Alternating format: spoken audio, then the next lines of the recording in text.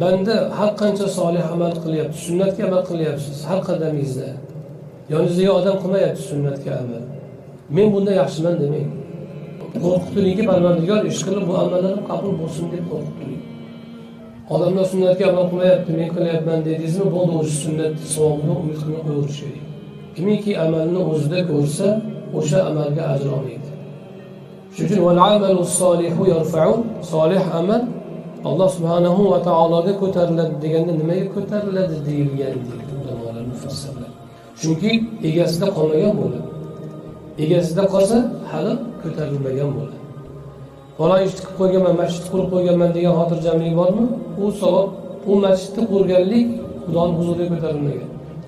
Men qilib qo'yganman, katta ish qilib qo'yganman, men ilm o'qib qo'yganman yoki mendaqa ma'rifatni hosil qilgan, mendaqa da'vatni qilgan odam kam yoki men saxovat qilganman. Turibdimi siz ichingizda shu narsalarni tuyg'usi turibdimi? To'g'ri, eslashingiz mumkin. Birov eslashingiz mumkin, lekin shu narsani tuyg'usi turib siz o'shunga yarasha o'zingizni his qilyapsizmi? Yoki sunnatga men amal qilyapman, boshqalar amal qilmayapti yoki men falon amalni qilaman, boshqalar qilmayapti degan tuyg'u turibdimi sizda? O'sha amal ko'tarilmagan bo'ladi. Ko'tarilgan bo'lsa sizda uni hissi tuyg'usi qolmagan bo'lishi kerak. Shuning uchun Rasul akram alayhisolatu vassalom nimaga bunaqa o'zingizni qiynaysiz deyishgan ibodatlarda. Esa nima deganlar? Shukr qiluvchi banda bo'lmaymizmi deganlar. Savobim ko'paysin deyapman, yana ham baland maqom olmoqchiman, uni gapni o'ylamaganlar.